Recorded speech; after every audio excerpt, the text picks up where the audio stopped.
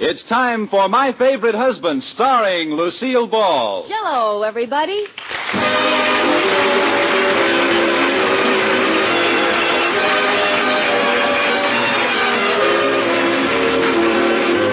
Yes, it's the new Gay Family series starring Lucille Ball with Richard Denning, brought to you by the Jello family of desserts. J-E-L-L. Oh, the big red letters stand for the Jello family. Oh, the big red letters stand for the Jello family. That's Jello. Yum, yum, yum. Jello puddings. Yum, yum, yum. Jello tapioca puddings. Yes, sirree. And now Lucille Ball with Richard Denning as Liz and George Cooper, two people who live together and like it.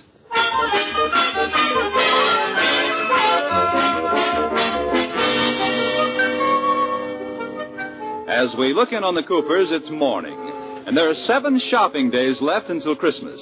George is eating breakfast, and Liz is in the kitchen with Katie, the maid. Katie, Yes, Mrs. Cooper. have you any idea what George is going to give me for Christmas? Has he said anything? Not a thing. Oh, darn, I've got to find out. Why? Well, I'm knitting him a sweater, and if he's giving me something wonderful, maybe a measly sweater isn't enough to give him.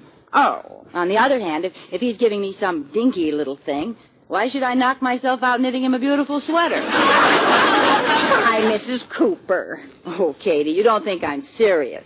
It's the thought behind the gift that counts. It doesn't make any difference to me what kind of a fur coat George gives me.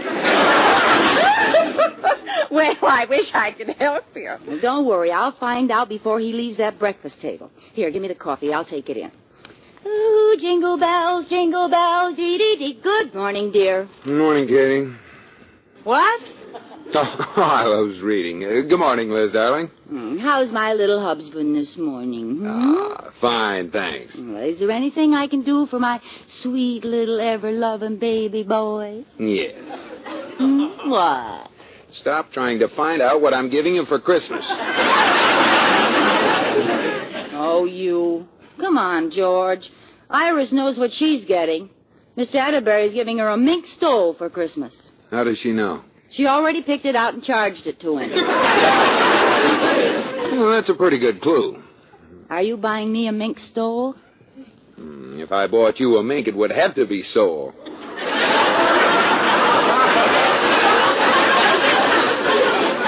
I made a funny. But it wasn't very. Oh. Oh, well, if you won't tell me what I'm getting, at least you could give me a hint. Oh, all right. It's big. Yes? And it's small. Huh? It also has long, shaggy hair and 3 wheels, takes out ink spots, and runs 8 days without winding. That's what your mother gave us last Christmas. It is not. Say, we never did find out what that was for, did we? Oh, come on, George. Tell me what I'm getting. Well, I'll tell you this much, though. I've bought it, and it's in the hall closet, and I want you to stay out of there, understand? Understand. All right. Well, kiss me goodbye, honey. I'm late for the bank. Okay.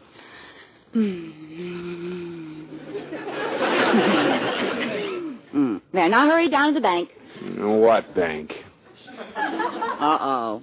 I gave him too many volts for this early in the morning. Goodbye, dear. Bye.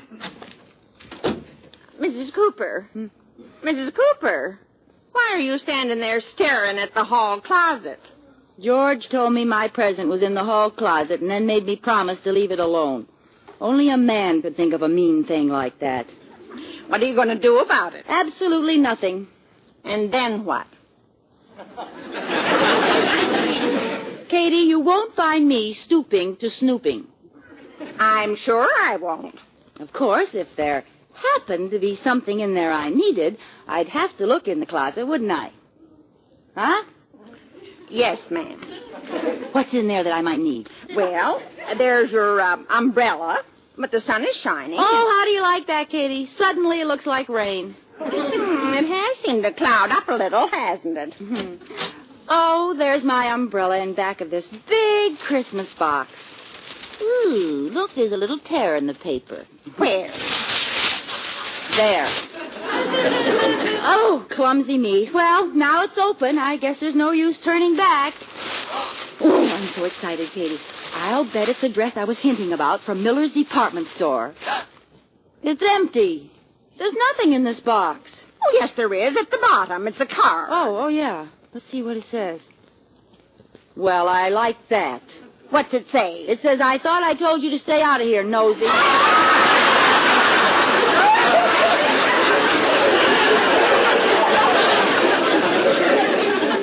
Well, that settles it. He's going to get a sweater and like it.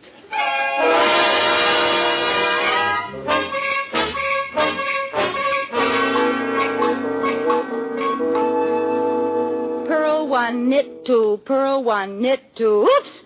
I dropped a stitch. Oh, dear. Well, I can save it if I just put my needle through this loop. Oops! There goes another. Oh, I guess I should have pulled this through. Oops! Oh, well, I was going to do that row over anyway. Darn it, this is slow work. Are you having trouble, Mrs. Cooper? Oh, I'm having an awful time with this sweater I'm knitting for George. Is that a sweater? Well, what does it look like? That's a very good question. Oh, I know it's a mess, Katie, and I can't understand it. I followed the directions exactly. Let's see. What's this thing sticking up here? Looks like a sock.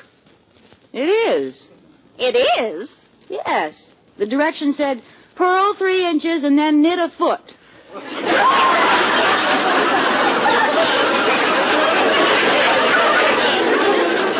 Oh, Mrs. Cooper, it didn't mean that.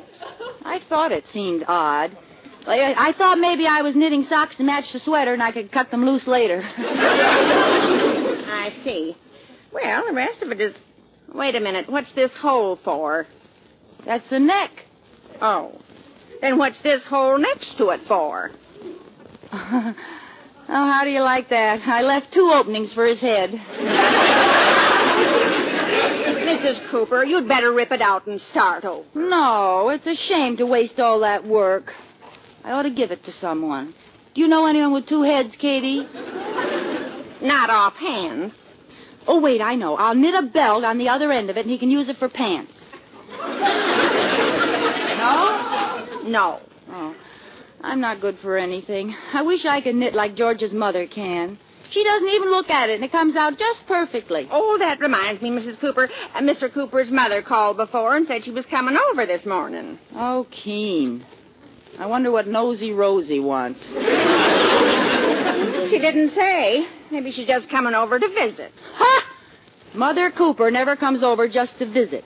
She comes over to see what I'm doing that I shouldn't be doing, what I'm not doing that I should be doing, what I'm doing that if she were doing it, she'd do it a lot better. Oh, Mrs. Cooper isn't that bad. Let's face it, Katie. She only lives to see how badly I keep house. An unmade bed is like a transfusion to her. Gives her strength to run her finger along a table and see if there's any dust on it. Well, she won't find any dust in this house. Oh, you dreamer. No, you can't win, Katie. Sometimes I think she's got dirt tattooed on the end of her finger. Oh, why did she ever move to town? I don't know. But brooding about it isn't going to get this sweater finished. I guess I'll have to rip most of it out. You'll never finish it by Christmas. Well, George will understand. I'll give him what I have done and tell him I'll finish it later.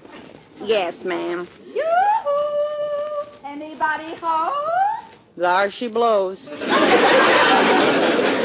Mr. Cooper's mother? Who else walks in without ringing the bell? She knows if she rang it, I'd pretend not to be home. The old, in here, Mother.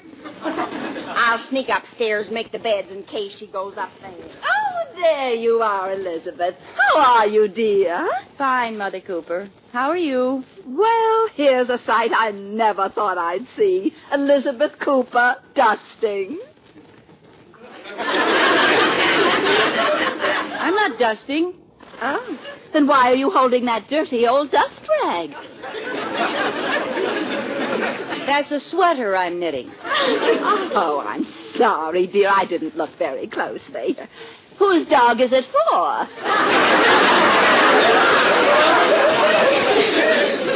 Yours. Huh? It happens to be for George. For George? Oh, no! Oh, I could die cry. Yes, but you won't.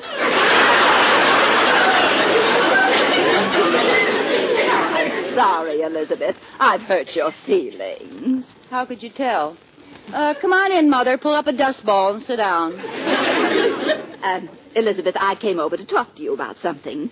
Yes? You remember you invited me to spend Christmas with you? Well, I'm afraid I have some bad news for you. Oh? Aunt Bessie wrote and told me she's going to be all alone for Christmas. So I think I should go there and spend it with her, don't you? Yes. What was the bad news?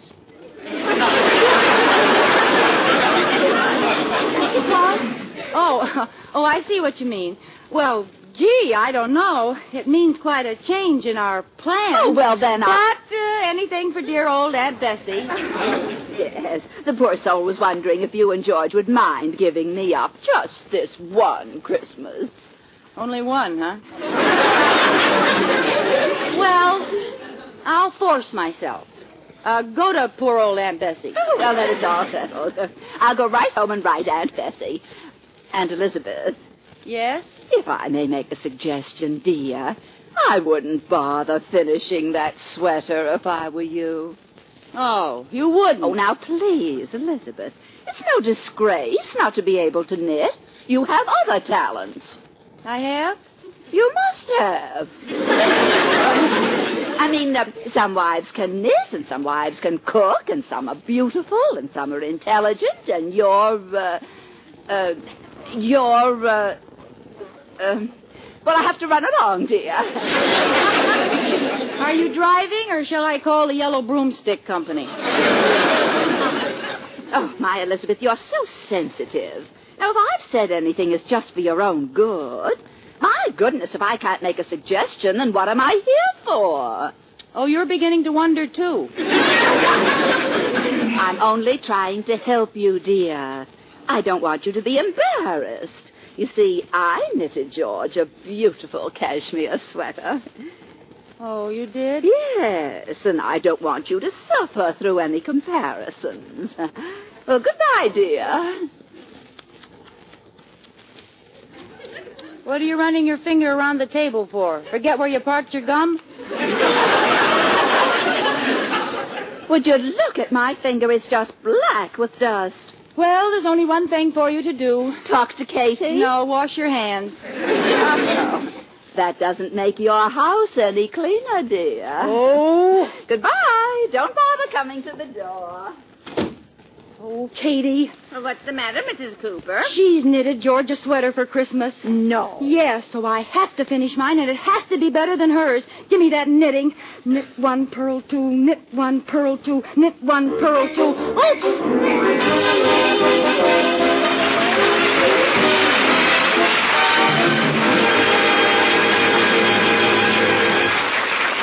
Well, it's dollars to a dish of Jell-O that Liz will have a tough time getting out of that spot.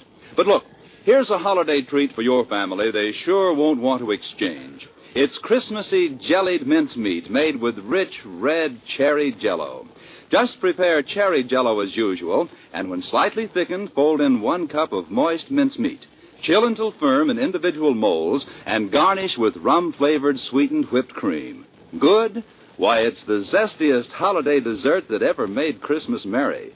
Sparkling red cherry Jell-O, luscious with tempting mincemeat. All 6 delicious Jell-O flavors fit right in the holiday mood. Strawberry, raspberry, cherry, orange, lemon, and lime.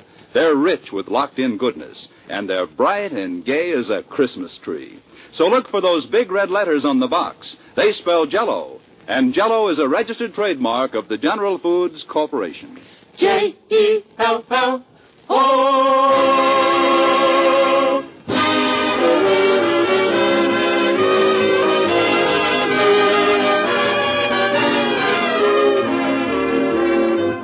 And now back to the Coopers. Liz is still busily working on the sweater that she has vowed to finish for George by Christmas time. Knit one, purl two, knit one, purl two, knit one, purl... Mrs. Cooper. One, purl two, knit one, purl... Are you still up, Mrs. Cooper? It's 3 o'clock in the morning.